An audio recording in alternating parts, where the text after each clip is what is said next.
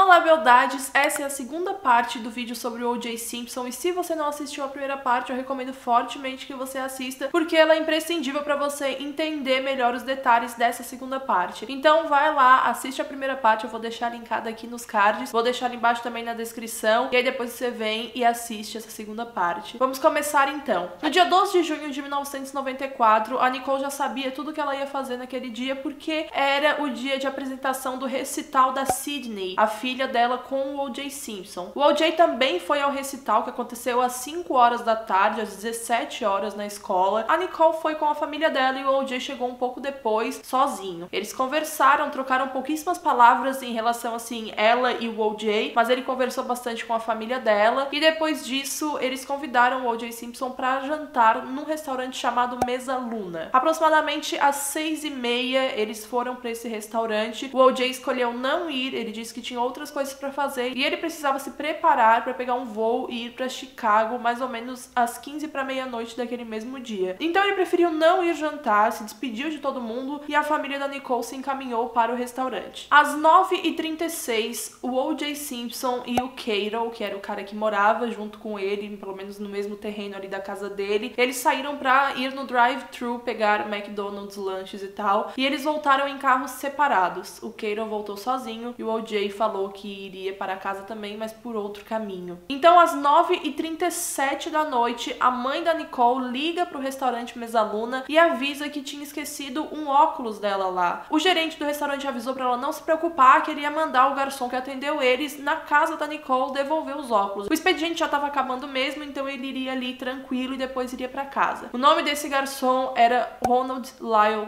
Goldman, mais conhecido como Ron Goldman. O que se sabe depois deste horário é que às 10h15 os vizinhos reclamaram de ouvir o cão da Nicole latindo muito alto, estava muito agitado, e às 11h15 a limusine que ia pegar o O.J. Simpson já estava na frente da casa dele, então ele entrou no carro e foi pegar o voo que sairia 15 para meia-noite diretamente para Chicago. Isso é tudo o que se sabe nesse período de tempo. Aproximadamente meia-noite e 20 por aí, os vizinhos da Nicole estavam passeando com seus cachorros ali ao redor das ruas e um desses vizinhos viu que o cachorro dela, ele não sabia, né, que era dela, mas a Akita, que morava junto com ela, veio correndo, agitado, latindo, né, pra esse cara que tava caminhando com seus próprios cachorros. E ele achou estranho porque ele viu na pata do Akita que tava ensanguentada, parecia, né, sangue pelo menos. Só que ele ficou um pouco assustado com aquilo e deixou pra lá. Ele simplesmente continuou caminhando e o que surpreendeu ele foi que o cachorro seguiu o cara até a casa dele. Então ele ficou um pouco mais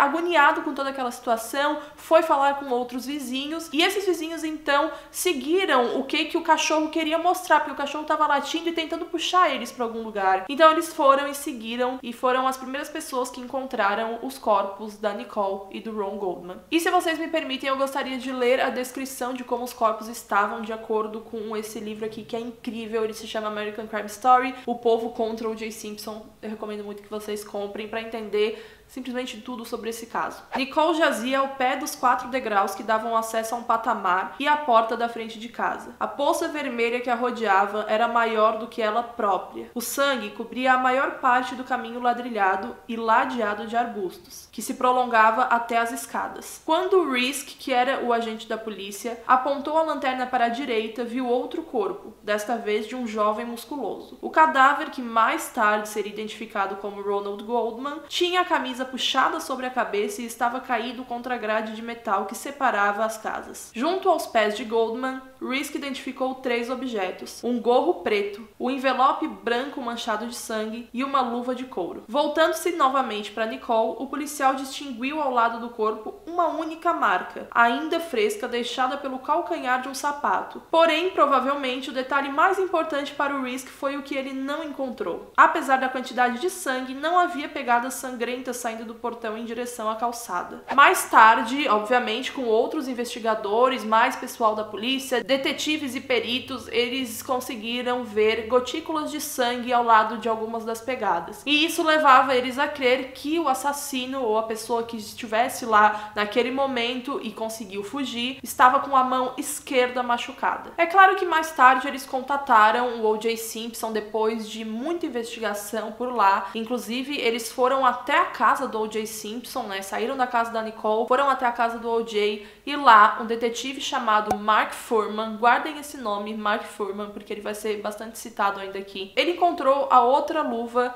de couro igualzinha a que estava na cena do crime. Isso desesperou bastante os policiais, porque eles achavam que talvez o O.J. também fosse uma vítima, então eles precisaram investigar dentro da casa, eles foram desesperados lá. Inclusive quem ajudou bastante eles era a Arnell Simpson, a primeira filha do O.J., ela morava ali também e ela conseguiu ajudá-los. Eles entraram na casa, investigaram tudo, não acharam nada nem ninguém. A Arnell tinha informado que ele tinha que ir para Chicago e por isso ela achava que ele até já estivesse lá em Chicago. E quando os policiais subiram para ir no quarto do O.J., eles viram os sapatos dele por lá e uma meia que parecia estar com algumas gotículas de sangue. Aquelas manchas vermelhas estavam muito aparentes, então eles pegaram a meia também para investigar depois e foi constatado que na meia tinha o sangue tanto do O.J. Simpson quanto da Nicole. Nisso, o O.J. Simpson não sabia de nada ainda, teoricamente, então depois de algumas horas eles ligaram pro pessoal lá do hotel em Chicago procurando pelo O.J. Simpson, passaram para ele o telefone e os detetives da polícia, os agentes policiais falaram que a mulher dele tinha morrido. A primeira reação dele foi perguntar: a Nicole morreu?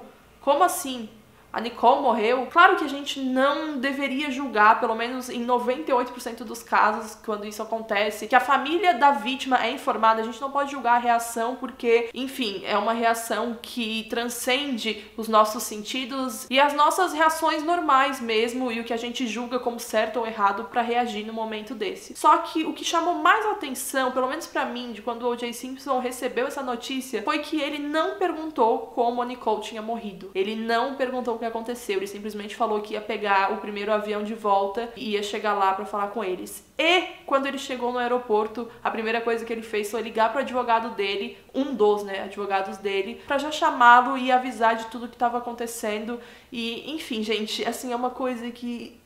pois é, mas ainda vai ficar pior. No meio tempo do dia 13, que foi quando explodiu a notícia pro mundo, que a Nicole e o Ron tinham sido assassinados, até o dia 16 aconteceu o funeral dos dois e o O.J. Simpson, ele foi no velório. No dia que ele chegou em Los Angeles, no dia 13, ele foi interrogado por 2 agentes policiais e foi um dos interrogatórios mais bizarros que eu já vi transcritos. Eu li a transcrição e também nos livros que eu li falam sobre isso e os policiais pareciam que estavam entrevistando, assim, um grande amigo, o que não deixava de ser verdade, porque o O.J. Simpson era amigo de todo mundo do Departamento de Polícia de Los Angeles. É bom que isso fique bem claro. Então, além de o advogado do O.J. Simpson ter permitido que ele fosse interrogado sem a presença do próprio advogado, os policiais super perguntavam na boa e perguntaram onde ele estava, o que ele fez naquele dia e tal. O O.J. não tinha um álibi que pudesse falar onde ele estava, mais ou menos das 9h30 até as 11h15. Ninguém sabia onde ele estava. Nem mesmo o Cato, que tinha ido comer McDonald's com ele e voltou diretamente para casa. Ele achou que o O.J. também tinha voltado, não chegou a conferir. Mas a coisa mais bizarra que deixaram passar foi o fato da mão esquerda do O.J. Simpson estar com um corte e o pessoal simplesmente não perguntou como tinha acontecido aquilo. Eles não pressionaram ele para saber o que aconteceu. O propósito, o objetivo dos agentes policiais quando eles investigam um principal suspeito, que era o caso do O.J. Simpson, é evidenciar contradições. Eles precisam evidenciar, colocar ali à prova o que ele sabia e o que ele poderia estar inventando. Isso não aconteceu. Ele logo foi liberado desse depoimento que ele se prestou a dar,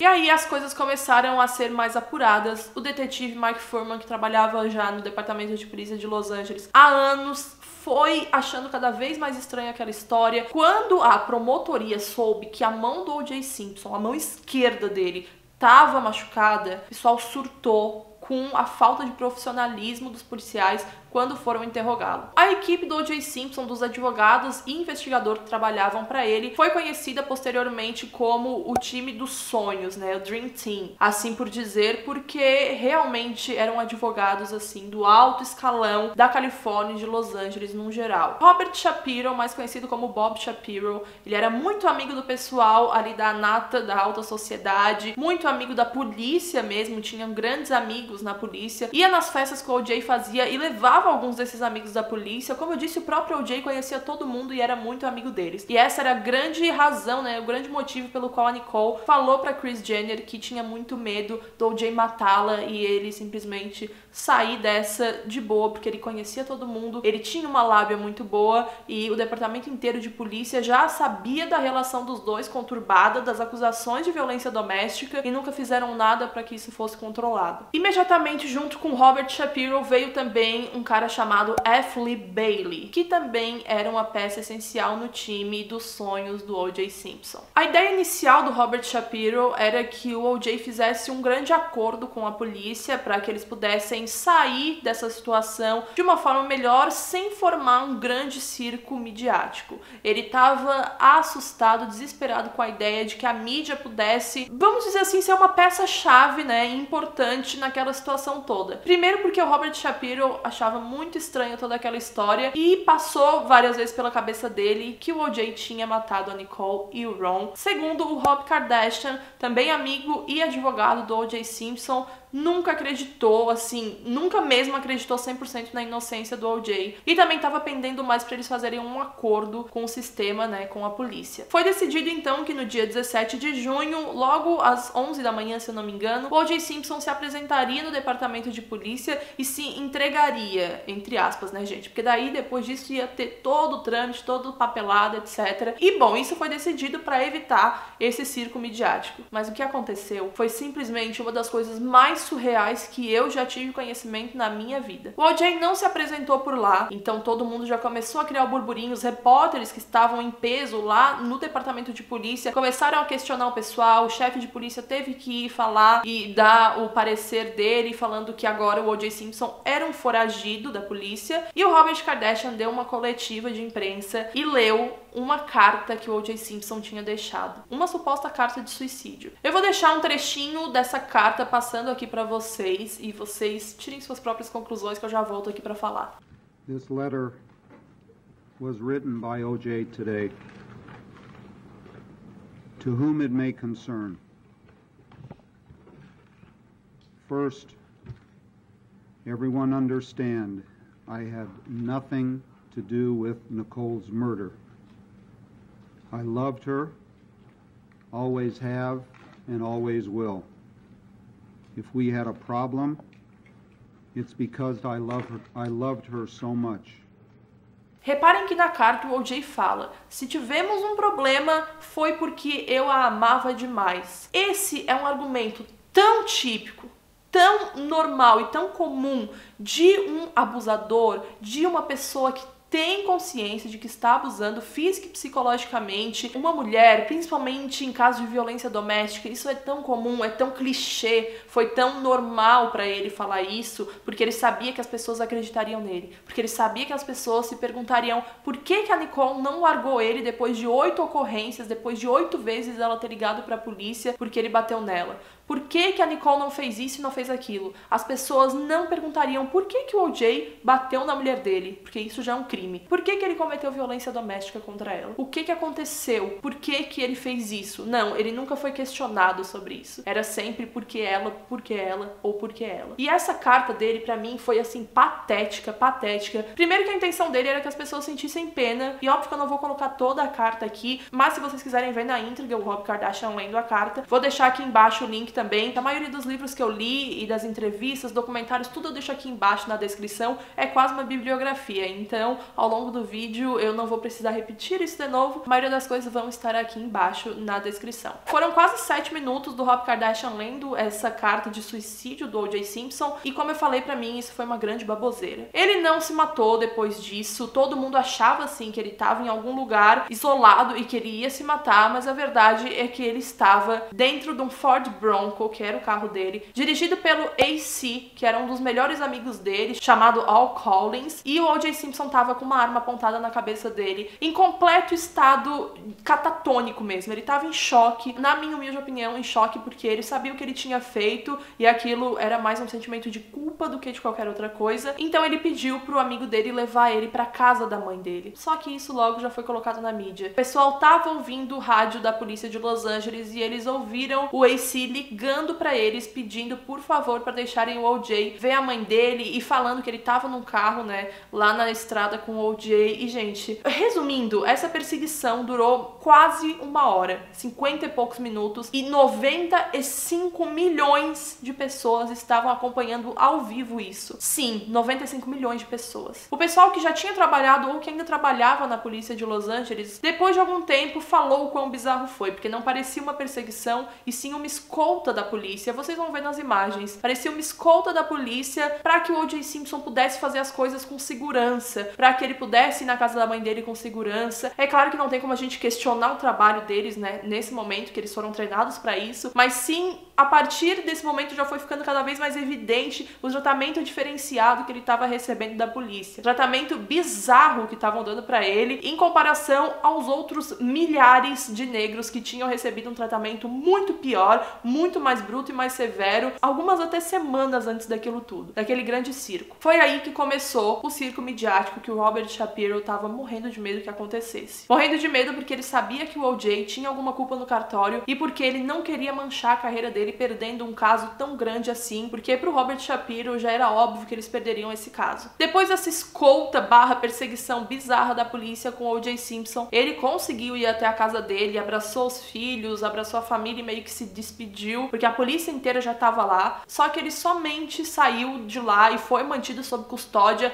à noite. O que todo mundo acredita que aconteceu porque ele não queria que o pessoal da mídia filmasse ele sendo algemado e colocado no carro e tal. Enfim, a partir do dia 18 de junho de 1994, ele foi mantido em custódia, foi mantido na cadeia. Os promotores do caso, representando o povo, porque o caso ficou conhecido como o povo contra O.J. Simpson, inicialmente quem fazia parte era Marcia Clark e outro cara, mas esse cara precisou ser afastado e colocaram então o Christopher Darden. Quando colocaram o Christopher, gente, vocês não têm ideia do burburinho que foi, o alvoroço que foi, não só em relação ao júri, porque o júri achou um absurdo aquilo tudo, mas eu volto a falar disso logo logo. Primeiro eu quero falar da bizarrice que era o O.J. Simpson assinando coisas, né, autografando coisas na cadeia, e depois o pessoal dele levava para ser vendido e ser distribuído em algumas lojas, independente. Tinham lojas que ainda não tinham cancelado a parceria com ele naquela época, e mesmo ele estando preso. Então ele ganhava dinheiro ainda, e não era pouco dinheiro, assinando bolas de beisebol, taco de beisebol, o número 2 da camisa, porque era o número 32, só que como não podiam levar a camisa inteira para ele assinar, ele simplesmente assinava o tecido do número 2, e aí depois eles costuravam na camisa e vendiam a camisa por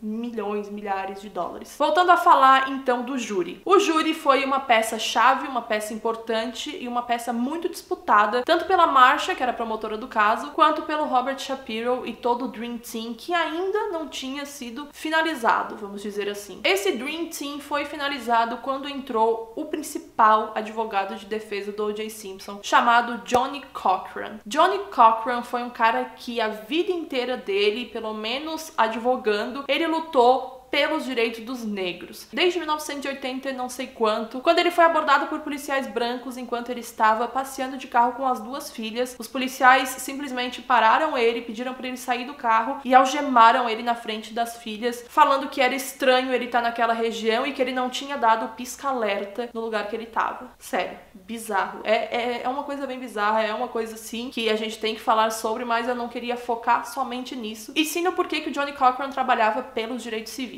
Enfim, o time dos sonhos estava formado e a promotoria também. Depois de mais de 9.000 pessoas serem entrevistadas, depois de muita batalha e muito desespero das 2 equipes trabalhando nisso, sabendo, né, que o júri ia sim ser, além de decisivo, ele ia influenciar em todo o processo, eles então decidiram quem eram os 12 júris e os suplentes. Foi a primeira vez na história americana que o júri foi formado por 9 pessoas negras, 3 pessoas brancas e 1 pessoa pessoa asiática. Primeira vez na história. É claro que a promotoria já começou a ficar um pouco em dúvida sobre aquilo tudo, porque a Marcia Clark mesmo fala no livro dela. Ela diz que era uma coisa tão simples e tão óbvia, tinha tanta evidência ligando ele ao caso, tinha tanta prova concreta ligando o O.J. ao caso, aos assassinatos, que era óbvio para ela que ele era culpado, ele seria dado como culpado e não tinha como reverter isso. Mas ela duvidou muito da capacidade do Johnny Cochran e da defesa inteira. A defesa fez um trabalho fenomenal, principalmente porque o Johnny Cochran usou muito desse argumento da raça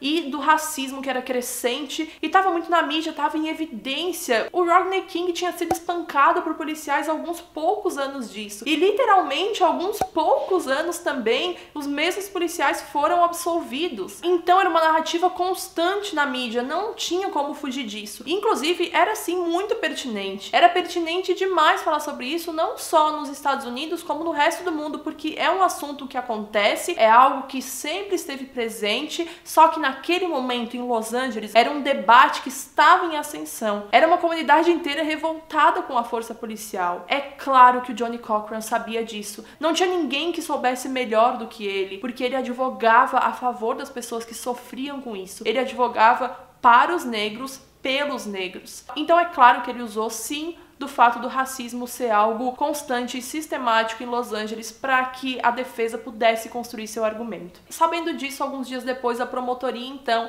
substituiu um dos promotores e colocou também o Christopher Darden junto com a Marcia Clark como promotor. Isso veio na mídia como um grande boom. Todo mundo achou que a defesa tinha colocado o Christopher lá para ter a cota dele, porque ele era negro. E porque o Johnny Cochran da defesa também era negro, a acusação precisava também de um homem negro, porque a maioria do júri era negro. Então virou uma grande guerra de várias coisas juntas, menos o que importava de verdade, que era O.J. Simpson e as vítimas. A defesa começou a construir então seu argumento baseado numa injúria racial contra uma pessoa que nunca quis fazer parte da comunidade negra. A Marcia e o Chris ignoraram por muito tempo essa narrativa midiática que estava se criando, essa história que estava se criando. Para eles as evidências já eram óbvias e claras, mas elas não eram. Eles esqueceram que uma boa história num grande circo midiático é o que, na maioria das vezes, as pessoas vão adotar. Então o que aconteceu foi que se tornou um julgamento e um caso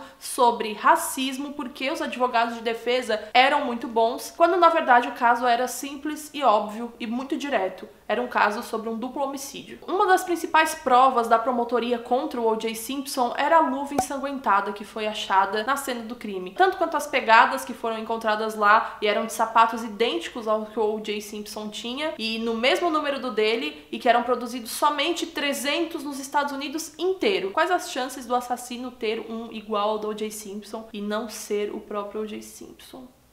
Pois é. E vocês lembram também que a luva foi encontrada pelo detetive Mark Fuhrman. Lembram que eu falei que ele seria bem importante para esse caso, né? O Mark Fuhrman era um cara que trabalhava há anos já como detetive do Departamento de Polícia de Los Angeles. O Christopher Darden, da promotoria, quando entrevistou o Mark Fuhrman, avisou a Marcia Clark para eles não chamarem ele para testemunhar, porque ele percebeu que o Mark era racista. E ele sabia que o Johnny Cochran puxaria isso e falaria isso e colocaria isso exposto para o júri ver e para todo mundo, já que o julgamento estava sendo televisionado. A Marcia Clark não ouviu o Christopher Darden e inclusive acusou o Christopher de estar sendo pego pela rede, né, que o Johnny Cochran tinha criado, de que aquilo era um racismo, de que estava sendo um caso, né, de racismo. E o Christopher Darden insistiu, pediu para ela para não chamarem ele para testemunhar. Mesmo assim chamaram. Mark Fuhrman testemunhou, foi uma das principais testemunhas de acusação, porque ele já tinha uma grande reputação dentro, né, da polícia de Los Angeles. Ele tinha achado a luva e anos antes ele também tinha atendido a um ocorrido na casa do O.J. Simpson com a Nicole pedindo desesperadamente por ajuda, uma das 8 vezes que ela ligou para a polícia. Esse foi o único momento em que rolou talvez uma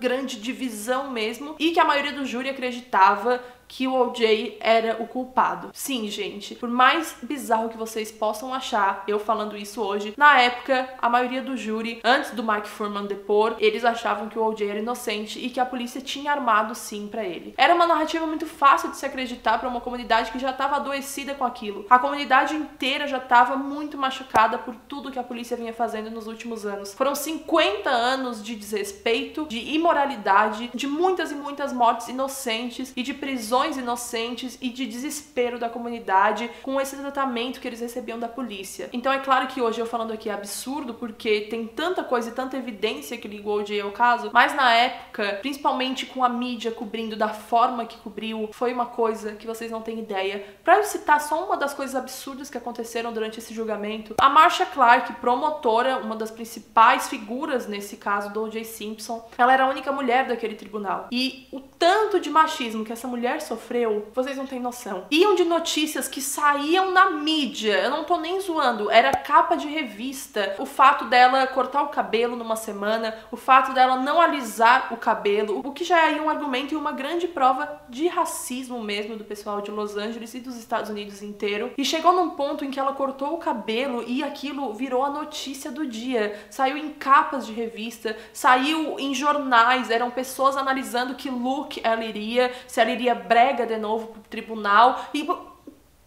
ninguém falava isso sobre os homens, ninguém, óbvio que ninguém falava isso sobre os homens. O que essa mulher aguentou enquanto ela foi promotora desse caso é surreal. Surreal. Principalmente porque ela foi vítima de revenge porn, ela foi vítima de pornografia da vingança enquanto ainda estava no caso. Ela estava nos holofotes do mundo inteiro e um ex-marido dela divulgou algumas fotos que ele tinha dela quando eles estavam em momentos íntimos, se eu não me engano, numa praia de nudismo. Eu nem quis saber, sinceramente, mas essas fotos foram veiculadas na mídia, nas revistas, por todos os lugares. E ela teve que encarar um julgamento à parte. Ela teve que entrar no tribunal e ver todo mundo olhando pra ela, cochichando que ela era vadia, cochichando que ela era puta, e ter que encarar aquilo por muitos meses, 9 meses pra ser mais específica. A resiliência dela, a força de vontade, o preparo que ela tinha em relação a esse caso, inclusive ela fez praticamente um passo a passo de todas as evidências que tinham contra o O.J. Simpson. Eu não digo que foi em vão, mas não adiantou. Foi descoberta pelos advogados de defesa uma gravação de 13 horas do detetive Mark Fuhrman. 13 horas em que ele é um completo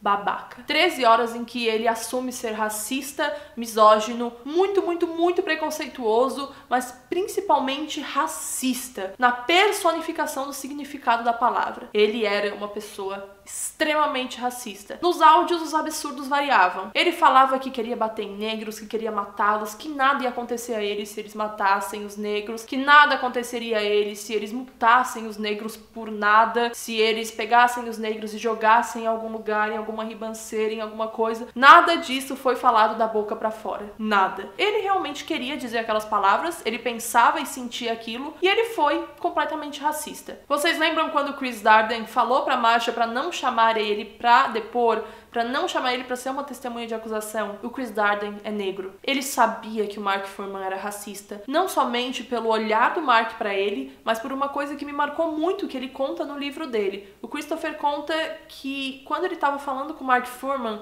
ele percebeu que o Mark tava tentando ao máximo ser educado. Tava sendo, assim, uma grande força de vontade ele ser gentil e educado com o Christopher Darden. E uma pessoa que convive todos os dias da vida dela com racismo, óbvio que ela sabe quando alguém tá sendo racista. Ele falou isso pra Marcia, não adiantou. Ele falou isso pro chefe deles, não adiantou. Eles chamaram o Mark pra depor, ele depôs, foi uma das testemunhas principais contra o O.J. Simpson, até a defesa vir com essa gravação de 13 horas e cair como uma bomba na promotoria. Essa foi a primeira vez que eles realmente perderam o caso, onde a gente sente que não tinha como voltar daquilo. Os áudios eram absurdos, o próprio juiz não quis ouvir os áudios porque ele falava da mulher dele, ele falava várias coisas da mulher do próprio juiz que estava julgando julgando o caso do O.J. Simpson. Ele falava absurdos e o juiz sabia que ele não seria nada imparcial caso ele ouvisse os áudios. Então o que ele fez foi convocar outro juiz para ouvir esses áudios e aí sim esse juiz decidiria se o júri ouviria ou não. Para eu deixar vocês a parte de tudo, o júri ele estava confinado, sabe o Big Brother?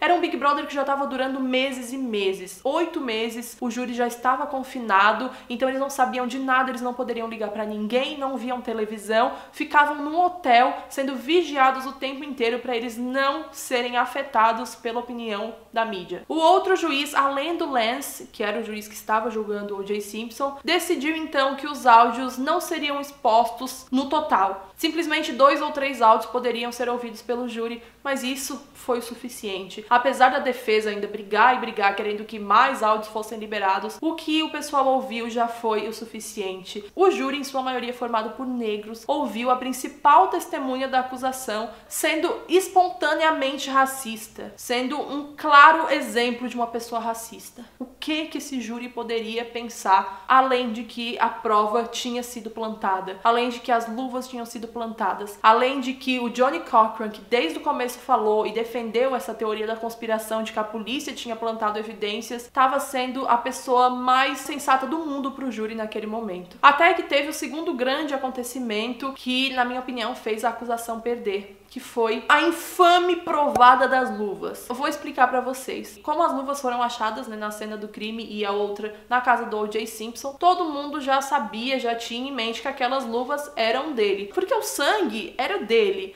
o DNA era dele. Então, como não poderia ser dele? Ele negava que era, a defesa negava que era, até a acusação ir atrás daquilo, ver quando eles adquiriram aquela luva e ver que aquela luva é de uma loja que ele e a Nicole compravam e que a Nicole tinha presenteado o O.J. Simpson com essas luvas de couro num Natal, se eu não me engano, no último Natal que eles passaram juntos, e mesmo assim ele continuou negando. O Robert Shapiro viu a luva, viu o tamanho dela, meio que deu uma provada na luva, obviamente com o látex envolvendo as mãos dele, e ele viu que aquela luva quase não serviu nele. Ele percebe e ele sabe que as mãos do O.J. Simpson são gigantes. Ele então define que aquela luva não serviria no O.J. Simpson. E aquilo tinha que ser uma grande prova a favor da defesa. O que o Robert fez foi usar da ingenuidade e também da pouca experiência do Christopher Darden. No próprio tribunal, num dia, ele cochichou pro Christopher que ele tinha a coragem de um rato, algo assim, por não chamarem o O.J. Simpson para provar as infames luvas. E contrariando a Marcia Clark, que não queria de jeito nenhum que o O.J. provasse as luvas, o Christopher Darden convoca, chama o O.J. Simpson e pede para que ele as prove. O O.J. Simpson primeiro coloca uma luva de látex e depois, então, tenta provar as luvas da cena do crime. Gente, isso tá tão errado em níveis absurdos. Primeiro porque ele poderia provar uma luva exatamente igual àquela, sem o látex por baixo, porque é óbvio que o látex vai deixar a mão dele ainda maior e vai dificultar ainda mais que os dedos dele encaixem e que, enfim, a mão dele encaixe na luva, mas isso não aconteceu. É claro que foi falha sim da promotoria, só que foi mais ingenuidade mesmo do Christopher Darden. Foi desespero para provar que ele estava certo. Vocês vão ver aí o vídeo do O.J. provando as luvas. Ele chega a dar uma sacudida, ele tenta colocar a luva por cima e tenta fazer todos uns negócios, umas artimanhas. Gente, o cara é ator, sabe? Pelo amor de Deus. Ele dá uma fingida e tenta puxar mais, como se não passasse mais e que ele não conseguisse mais colocar aquela luva. Bom, eu não nego que a luva não serviu, mas que ele atuou muito bem, ele atuou. Ele inclusive até levanta a mão assim pra cima e mostra, olha só como não serve, olha como meus dedos estão apertados. E isso pra promotoria foi horrível. Eles já sabiam que nesse momento era muito difícil de voltar atrás e de ganhar o caso, porque o Mark Fuhrman, sendo um completo racista, e as luvas não entrando, que era uma das provas principais contra ele, embora tivessem várias outras evidências, foi uma coisa bizarra pra promotoria e muito boa pra defesa. Então o júri praticamente já tinha formado a opinião deles. E na mídia circulava tanta coisa, mas tanta coisa, que é por isso que eu comparei com o caso do Charlie Charles Manson. Charles Manson também foi um cara extremamente bom de lábia, manipulador, tanto que ele teve, né, uma seita formada por pessoas que acreditavam que ele era Jesus. E, bom, ele nada mais era do que um psicopata. E o fato dele ter convencido tanta gente e ter levado tanta mídia pra esse caso, óbvio também porque a Sharon Tate era extremamente famosa, mas também porque ele era uma figura que as pessoas tinham interesse em conhecer, elas tinham interesse em desvendá-lo, vamos dizer assim. Não tem nada de errado nisso, mas há muita coisa de errado quando começam a noticiar assassinos como grandes celebridades, como grandes pessoas que mesmo em julgamento não tinham feito nada demais, vamos dizer assim. O O.J. Simpson estava em julgamento, ele era réu do julgamento, réu do caso, e as pessoas noticiavam como se ele fosse assim um grande herói. É claro que foi um ótimo trabalho da defesa dele, mas em parte também era da mídia. E o Johnny Cochran, o advogado de defesa, sabia lidar muito bem com a mídia, deu diversas entrevistas, quase todos os dias, né, depois do julgamento, depois da audiência, e, bom, deu no que deu. Depois de 9 meses de julgamento, essa foi a decisão do júri em relação ao O.J. Simpson. We, the jury, in the above entitled action, find the defendant Orenthal James Simpson not guilty of the crime of murder in violation of Penal Code Section 187A, a felony upon Nicole Brown Simpson, a human being, as charged in count 1 of the information. Notem principalmente a expressão no rosto do Rob Kardashian, que eu já vou falar daqui a pouco sobre, e também o desespero, a tristeza, as lágrimas da irmã do Ron Goldman. O Fred Goldman e a irmã Kim estão ali, vocês podem ver que ela tá sendo amparada pelo pai, porque ela tá completamente desolada, e eles foram figuras muito importantes também nessa narrativa, porque o pai dele várias e várias vezes veio pedir em desespero para que parassem de noticiar como se fosse o assassinato de uma pessoa só, e sim falassem sim que o filho dele também tava lá, um cara novo, cheio de sonhos, cheio de vontade de viver, sonhos esses que foram interrompidos pelo O.J. Simpson. Ele falava abertamente que ele achava o O.J. Simpson culpado mesmo, e bom, também pudera, né? Mas o que eu queria falar do Robert Kardashian foi que ele, dos mais próximos amigos ali do O.J. Simpson, foi quem mais sentiu tudo isso, porque ele nunca acreditou que o O.J. era inocente. Ele nunca acreditou que o O.J. não estivesse lá naquele momento. Ele sabia como era o casamento dele e da Nicole. Ele quase perdeu o próprio casamento com a Kris Jenner, porque a Kris acreditava piamente que o O.J. era culpado e o Robert estava no time de defesa. Então ele ficou dividido, porque se ele saísse depois de tantos meses já no time, ia soar na mídia como se ele fosse um cara que tivesse desistido porque sabia que ele era culpado. E ele não queria fazer isso com o O.J. O que aconteceu então foi essa cara de expressão que ele teve quando o O.J. foi absolvido. E o O.J. deu uma grande festa de comemoração quando ele foi absolvido. O Robert foi lá, ele falou que não conseguia mais lidar com aquilo e que finalmente tinha acabado, e eles se afastaram. O Robert faleceu de câncer, se não me engano, em 2003 ou 2001, e desde 1995 até o ano da morte dele, ele não falava mais com o O.J. O mesmo aconteceu com Robert Shapiro, que logo depois do veredito, ele já foi pra mídia também falar várias coisas e falar que não concordava com Johnny Cochran, eles tinham uma rixa ali entre eles. Enfim, gente, assim, foi uma coisa que continuou borbulhando muito na mídia mesmo depois do veredito. Inclusive, o veredito foi assistido por mais de 150 milhões de pessoas. Meu Deus, isso é muito mais do que a quantidade de pessoas que assistiram ao funeral do John Kennedy. Então é uma coisa imensurável. Como diz a Marcia Clark no livro dela, é algo muito maior do que a promotoria, do que ela, do que o Christopher Darden.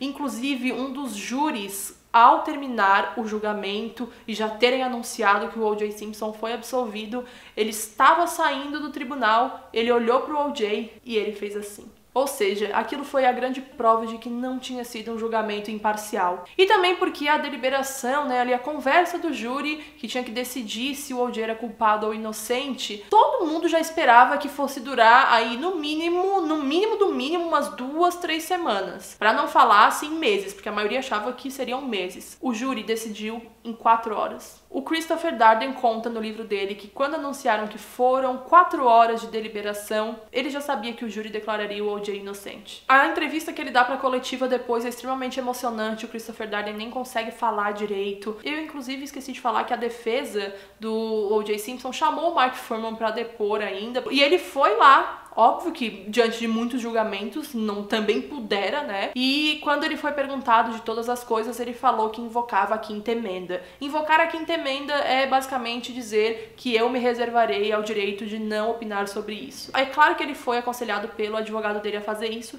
só que a defesa perguntou: você plantou as luvas lá? Você realmente plantou evidências? Gente, o que ele tinha que ter dito? Claro que eu não plantei, óbvio que eu não plantei. Isso é absurdo, é uma ofensa pra mim. E o que ele respondeu foi que invocava a quinta emenda. Então, foi também uma coisa que eu esqueci de falar quando eu tava falando dele, mas que foi primordial pra essa decisão do júri. Beleza, gente, acabou o julgamento do O.J. Simpson, ele foi declarado inocente, ele foi pra casa, todo mundo acompanhou a ida dele pra casa, quando ele saiu da prisão, bababá. E aí que ele achou que a vida dele continuaria normal. Nada aconteceria, é claro que as marcas já tinham cortado e vetado o apoio a ele, restaurantes não queriam mais a presença dele, e ele não era bem-vindo na própria casa, porque ele morava, como vocês lembram, num bar majoritariamente branco. Não só por isso, porque nas pesquisas, quando perguntavam, né, pesquisas de opinião, O.J. é culpado ou não é, a maioria dos negros falavam que ele não era culpado e a maioria dos brancos falavam que ele era culpado. Então ali no bairro onde ele morava, todo mundo via ele como um assassino. E não demorou muito pro pessoal começar a colar cartazes nos muros, nos portões, falando que ele era o Butcher de Brentwood, que é basicamente o assassino de Brentwood. Todo mundo já começou a cortar relações com ele, o pessoal do golfe, que era sagrado pra ele, não queria mais acompanhá-lo, os grandes amigos dele começaram a se afastar e só restou mesmo a família. E olhe lá, né, gente, olhe lá, porque tenho minhas dúvidas se a família realmente achava que ele era inocente ou não. Então, assim, ok, ele ganhou, ele ficou livre, mas a que custo? Ele ficou devendo pra Deus e o mundo. Robert Shapiro deu uma entrevista há 5 anos mais ou menos, falando que até hoje o O.J. Simpson nunca pagou ele. Então a que custo você quer a sua liberdade, sabe? Será que ela vale realmente ser visto como um grande assassino que saiu impune? Será que pagar pelo que você fez não é melhor do que ter que enfrentar essas pessoas? Enfim, várias coisas devem ter passado pela cabeça dele, e essas coisas passaram pela minha cabeça enquanto eu tava pesquisando sobre esse caso. Mas uma coisa é certa, o Johnny Cochran, ele chega a comentar pro Chris Darden que eles tinham ganho, que era uma grande vitória para a comunidade negra aquilo, porque agora as histórias deles parariam de ser silenciadas. O Christopher Darden simplesmente falou: não, para, Johnny. Para com isso, para com essa narrativa, porque a gente não ganhou nada. Nós, negros, vamos continuar sendo mortos, vamos continuar sendo espancados pela polícia. As pessoas não vão enxergar como a polícia de Los Angeles ou do resto dos Estados Unidos é problemática, e sim como é fácil driblar o sistema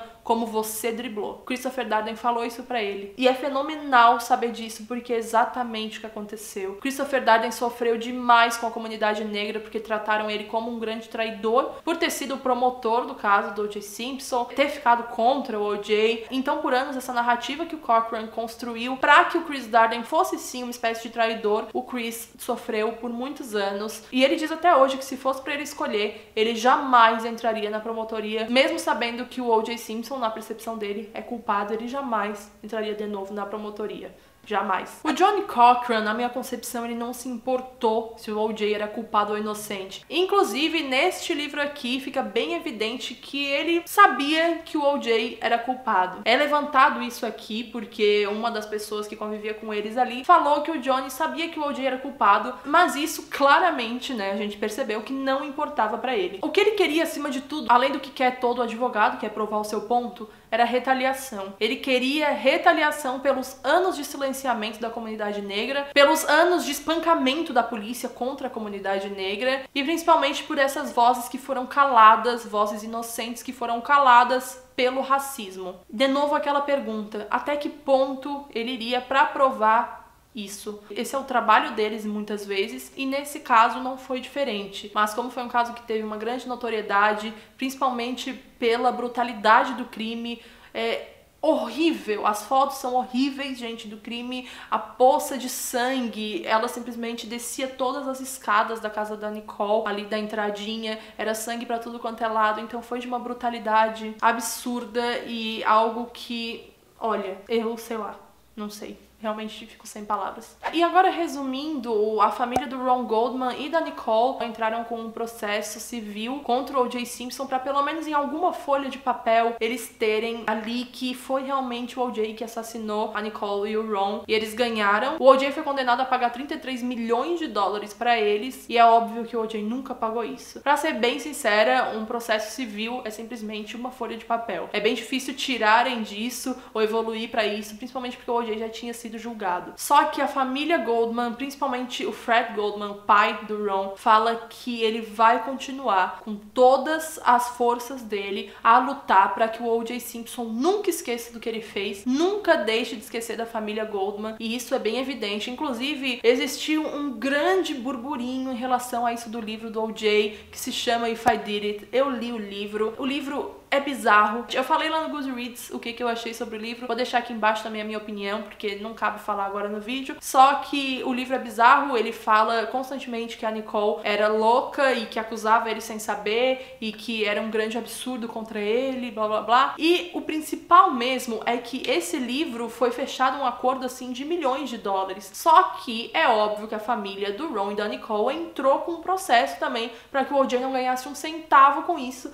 E só depois de saber que o O.J. não ganhava nada, eu realmente fui comprar o livro e eu li o e-book. Tem na Amazon, como sempre, links, vou deixar todos aqui para vocês adquirirem os livros. Mas assim, existe nesse livro duas alterações que os Goldmans fizeram. Eles optaram pelo livro ser publicado porque na concepção deles aquilo foi uma grande confissão de como o O.J. arquitetou e matou o Ron e a Nicole. E pra mim é a mesma coisa. Ele fala como se fosse assim um grande lapso, um momento na vida dele em que ele matou os dois e ele não lembra e simplesmente ele tá cheio de sangue, etc. Ele fala como se eles tivessem feito, uma hipótese, sabe? Só que, gente, aquilo pra mim é assim um desabafo, entendeu? Um desespero por falar sobre isso. E aí, o que é maravilhoso desse livro é que o prólogo é inteiro escrito pela família Goldman. Fred Goldman e a Kim fizeram um prólogo incrível, assim, uma dedicatória muito linda também, mas principalmente o texto deles no início é fenomenal.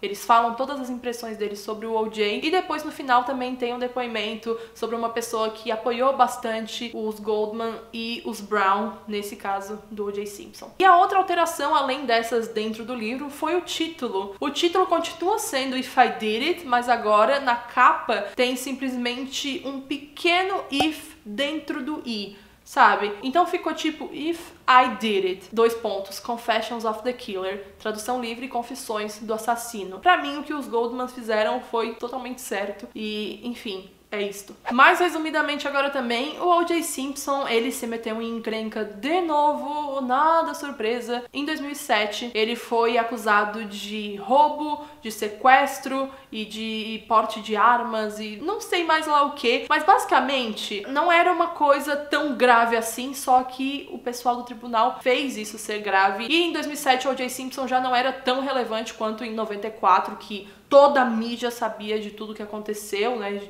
cada passo dele. Não era mais tão relevante, ele foi condenado a 33 anos de prisão. Pra mim, esse número foi bem simbólico, por ele ter sido condenado a pagar também 33 milhões de dólares pros Goldman. Eu fiquei bem naquela de achar que foi um payback, sabe? Foi uma vingança por ele ter sido absolvido do assassinato da Nicole e do Ron. E também porque ele foi acusado de ter mantido em sequestro só porque ele falou que ninguém poderia sair daquele quarto, mas assim, ele não impediu ninguém de sair, ele simplesmente falou no áudio que tem e que vazaram e tal. Enfim, todo mundo acabou assumindo que aquilo foi pelo primeiro crime. É algo que não deveria ter acontecido, não porque ele não deveria ser preso, mas sim porque deveria ter acontecido por aquele julgamento. Ele deveria ter sido preso em 95, quando ele estava sendo julgado por aquilo. É claro que, ok, tem aquele sentimento de alívio, os próprios Goldman falaram isso, falaram que agora eles estão aliviados do O.J. estar na prisão, só que agora acabou que o O.J. conseguiu liberdade condicional em 2017. Foi isso, sabe? Ele ficou aí pouco mais de 9 anos na prisão, acho que não chegou a 10. É claro que vale a pena para aquele nosso instinto de vingança, e principalmente se você é parente de uma pessoa que na sua concepção foi assassinada por ele, mas Ele já está solto de novo, caso vocês queiram saber. Bom, gente, foi isso. Existem milhões de outras coisas nesse caso. Eu não tenho como falar tudo aqui pra vocês. Eu realmente tentei separar o que foi mais importante pra mim, o que foi mais crucial, na minha opinião, durante todo esse julgamento. Eu espero de verdade que vocês tenham gostado desses vídeos que eu fiz. Foram vídeos muito estudados, que eu estruturei de uma forma diferente dos outros que eu já tinha feito aqui. Eu fiquei meses e meses pesquisando, estudando sobre isso, li 5 livros, quase 5 livros, que eu tô terminando ainda de ler o do Johnny Cochran. Então é muito trabalhoso tudo isso e eu gostei muito da recepção de vocês na primeira parte. Pra mim foi surreal, assim, espero que vocês gostem dessa segunda também. O que esse caso me fez refletir bastante foi sobre até que ponto a pressão social pode influenciar o judiciário, a mídia pode influenciar o judiciário, a necessidade do feminismo, por mais que você ache, sei lá, que feminismo é mimimi ou alguma coisa, eu estou falando aqui de feminismo como um movimento sociopolítico, a necessidade do feminismo já naquela época, porque a Marcia Clark, ouvir aquele tipo de comentário, aquelas pessoas se importando muito mais com o próximo look que ela ia vestir, o próximo corte de cabelo dela, como ela era feia ou como ela era desarticulada. Gente, o que é isso? Enfim, como o Christopher Darden falou no livro dele, que é incrível, ele falou: O.J. Simpson, ele não vai à comunidade, nunca visitou, ele não tem amigos na comunidade, ele não gosta da comunidade, e ele foi sortudo de ter tido um promotor como eu, porque eu tive meus erros durante esse julgamento. E ele realmente teve. O negócio da luva foi ideia dele, porque ele se sentiu sim pressionado e era inocente, ingênuo de acreditar que o outro advogado estava somente provocando ele, achando que ele realmente não chamaria o O.J. pra provar as luvas. Eu até deixei bem pro finalzinho mesmo pra falar isso, mas esse também é um caso sobre violência doméstica. E violência doméstica muitas vezes também culmina no homicídio, no feminicídio. É importante que a gente sempre lembre disso e a gente fale sobre isso. Nicole Brown era uma mulher cheia de vida, estava extremamente feliz por ter finalmente se separado do O.J. Simpson e ele não aceitou que ela fosse solta das garras dele. Ele não aceitou que ela continuasse vivendo mesmo sem ele e, na minha opinião, ele a matou. Assim como ele também matou o Ron Goldman, porque ele achava que o Ron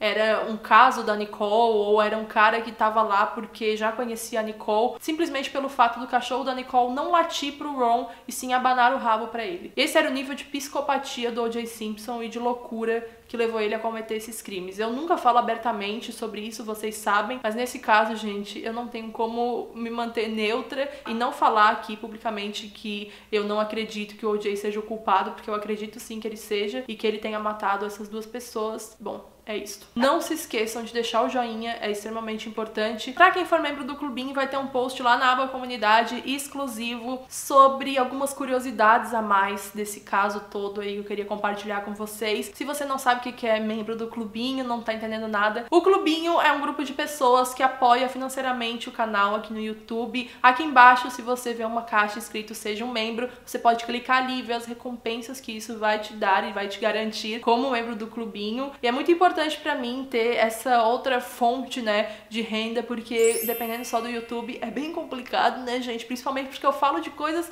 que são pesadas e muitas vezes o YouTube tira a monetização por causa dos assuntos, então é bem complicado viver somente do YouTube. E se você puder ajudar, é muito importante pra mim, de verdade. Se você não tem como ajudar, não tem problema nenhum também, assistindo os anúncios, dando joinha nos vídeos e principalmente compartilhando os vídeos pra outras pessoas verem, me ajuda muito. Obrigada por terem acompanhado esse caso, foi um dos mais difíceis que eu já fiz, mas eu tô muito grata e muito orgulhosa de ter chegado ao fim. Eu vejo vocês no vídeo que vem e eu espero o comentário de vocês sobre o que vocês acharam. Um beijo, tchau!